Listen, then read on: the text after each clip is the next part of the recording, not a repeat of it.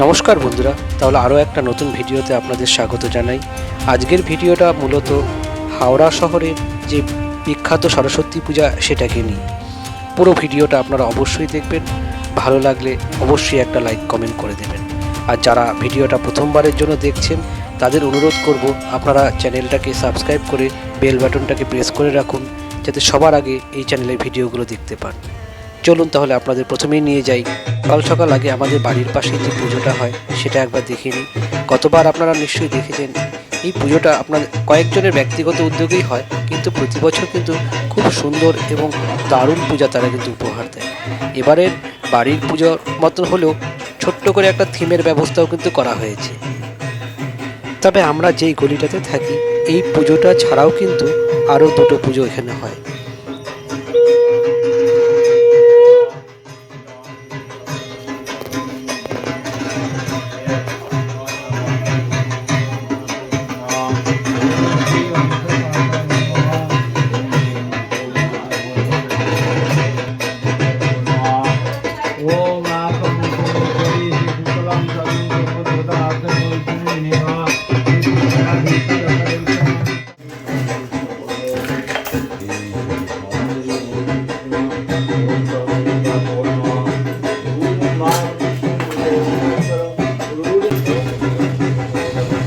অর্থাৎ সরস্বতী পূজার সময় কিন্তু এই গলিটা বেশ জমজমাট থাকে। আমার কিন্তু ভীষণ ভালো লাগে। অনেক বছর হয়ে গেল, অনেক বছর ধরেই দেখছি। মানে কি বলবো, যে সবার মধ্যে যে একটা আলাদা উন্মাদনা রয়েছে এই সরস্বতী পূজাকে কেন্দ্র করে, এটা আমার ভীষণ ভালো লাগে।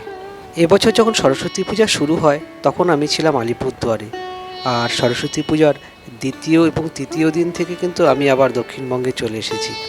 তো আপনাদের তো আমরা এইগুলি এর গত বছরও দেখিয়েছি পুজোগুলো।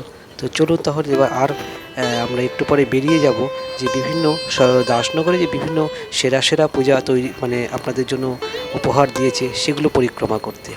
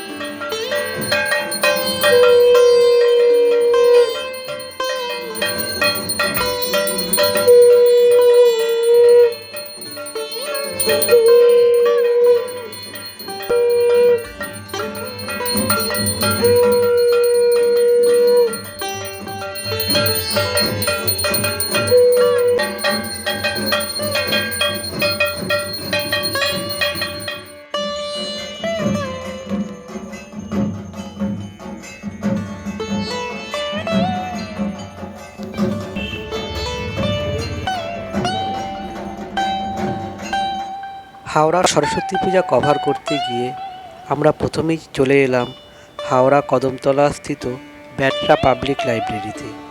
এখানে 5 দিনব্যাপী সরস্বতী পূজার পাশাপাশি একটা বইমেলারও আয়োজন করা হয়।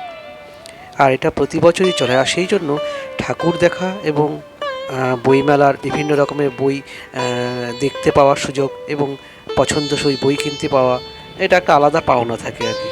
তো সেই জন্য আমরা প্রতি বছর কিন্তু এই ব্যাটরা পাবলিক লাইব্রেরি দিয়ে শুরু করি সরস্বতী পূজা দেখা। ব্যাটরা পাবলিক লাইব্রেরি দেখার পর আমরা চলে এলাম হাওড়া কদমতলার মধ্যেই রয়েছে পাঠশালা মোড়। এবার এখানে থিম হয়েছে মনের মানুষ। আর এখানে দেবী মূর্তিটা অনেকটা ওই চন্দননগরের যে জগদ্ধাত্রী পূজা হয় সেই জগদ্ধাত্রী মায়ের আদরেই এখানে হয়েছে। দেখুন, আপনারা দেখলেই বুঝতে পারবেন, এক বিশাল আকার মূর্তি আর সেখানে কত রকম নকশা কাটা, এক অদ্ভুত এখানে একটা কিন্তু চিত্র ফুটিয়ে তোলা হয় মায়ের মূর্তির। এখানে দেখুন, এখানে মায়ের মূর্তির মধ্যেই কিন্তু যে বাউল সঙ্গীত, বাউল সমাজ এবং আমাদের মনের মানুষের মধ্যে যে থিমগুলো ছিল সবগুলোই কিন্তু ফুটিয়ে তোলা হয়েছে।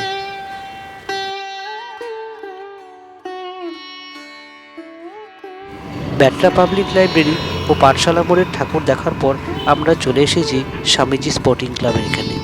চলুন তাহলে এখানে কি কি ঠাকুরের জন্য আপনাদের জন্য কী কী নতুন উপস্থাপনা রয়েছে একবার ঘুরে দেখে নিই।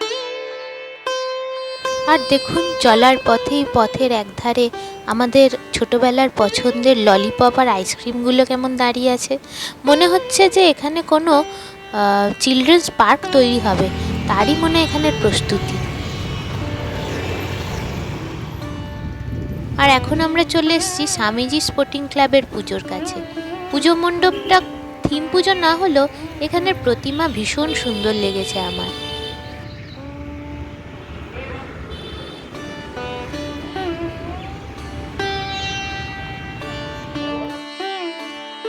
আর এখন আমরা চলে এসেছি দাসনগরে। আর এইখানে প্রতি বছরই সরস্বতী পুজোর সময় আমাদের কিছু সেরা থিম পুজো এরা উপহার দেয়। প্রথমেই আমরা চলে এসেছি দাসনগর যুব সংঘ।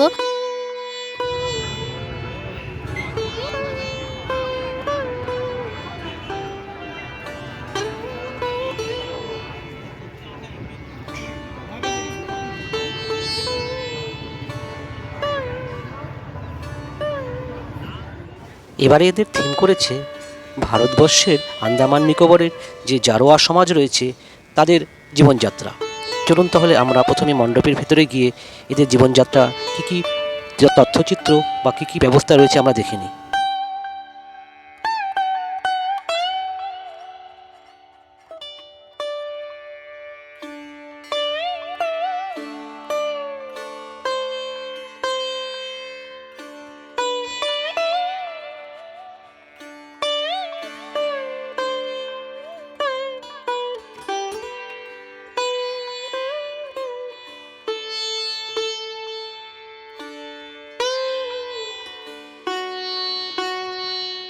দেখুন অন্দর সজ্জাটা কত সুন্দর হয়েছে। সত্যিই মনে হচ্ছে যেন আমরা কোনো জারোয়া আবাসভূমিতে চলে এসেছি। তাদের গৃহ, তাদের জীবনযাত্রা, তাদের বেশভূষা, পোশাক, যদিও পোশাক খুব বেশি একটা তারা ব্যবহার করে না, তাদের শিল্পকলা, তাদের জীবনযাত্রার পদ্ধতি সব কিছুই যেন এই মন্দিরের ভেতরে খুব সুন্দরভাবে ফুটিয়ে তোলা হয়েছে। আর জাস্ট মায়ের মূর্তিটা দেখুন, এক কথায় অনবদ্য, মানে আমার দেখা অন্যতম সেরা মূর্তি।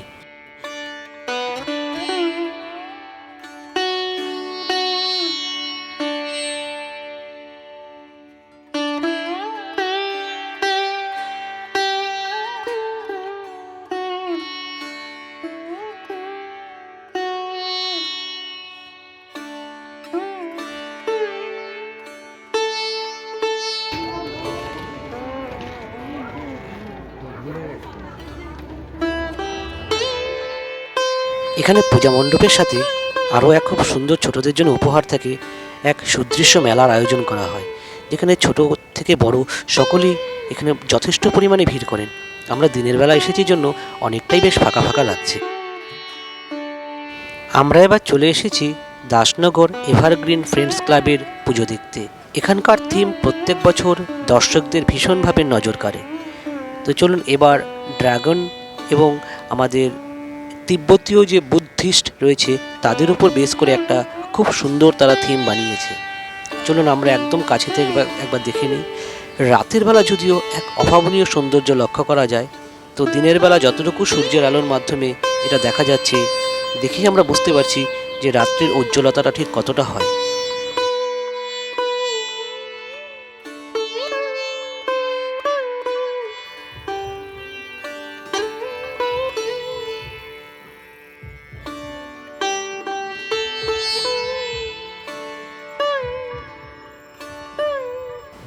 অন্দরসজ্জাটা দেখে মনে হচ্ছে আমরা কি সত্যি কোনো ড্রাগন ভূমিতে চলে এসেছি।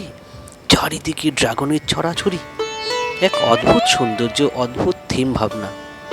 সত্যি মানে এই সমস্ত ইউনিক ভাবনা এই মণ্ডপের সৌন্দর্য আর 5টা মণ্ডপের থেকে এটাকে একদমই আলাদা করে তুলেছে।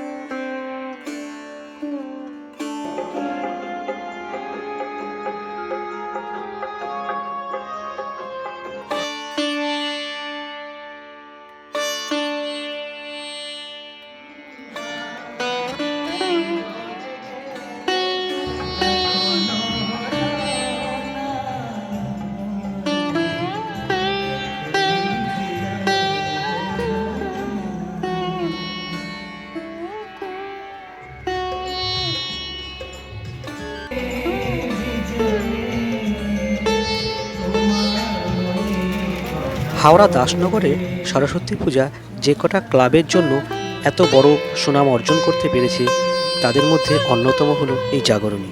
প্রত্যেক বছর এক অভূতপূর্ব অতুলনীয় পূজা মণ্ডপ উপহার দেয়, আর বিভিন্ন থিমের উপর তারা কিন্তু মণ্ডপ সজ্জা করে। তো এবারের যে থিম আপনারা দেখতেই পাচ্ছেন যে সেখানে অসংখ্য মাটির হাঁড়ি সম্মিলিত, খুব সম্ভবত এখানে পাখির বাসা বা আরও অন্যান্য কিছু থিমের ব্যাপারটা বলেছে, আমাদের ঠিক এখনও মাথায় ঢুকছে না, কিন্তু এখানে বাঁশ ও আমাদের ইকো ফ্রেন্ডলি বিভিন্ন প্যান্ডেলের সামগ্রী কিন্তু ব্যবহার করা হয়েছে আর কি। তবে পুরোটা ঘুরে দেখার পর মনে হচ্ছে যে পাখির বাসা কত রকমের হয়, সেই সমস্ত গাছে হোক বা মনুষ্য সৃষ্টি হোক বা তাদের নিজস্ব সৃষ্টি, সব রকমের পাখির বাসা এখানে রয়েছে।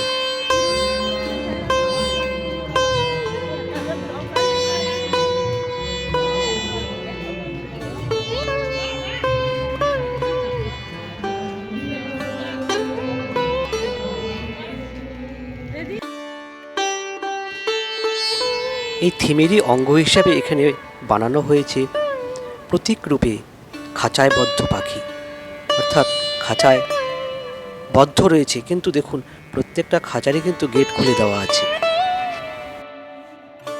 যাই হোক, ভিডিওটা কেমন লাগলো আপনারা কিন্তু কমেন্টে জানাবেন, আর যদি আপনাদের কোনো পরামর্শ থাকে বা আমাদের কোনো ভুলভ্রান্তি থাকে কমেন্টে জানাবেন।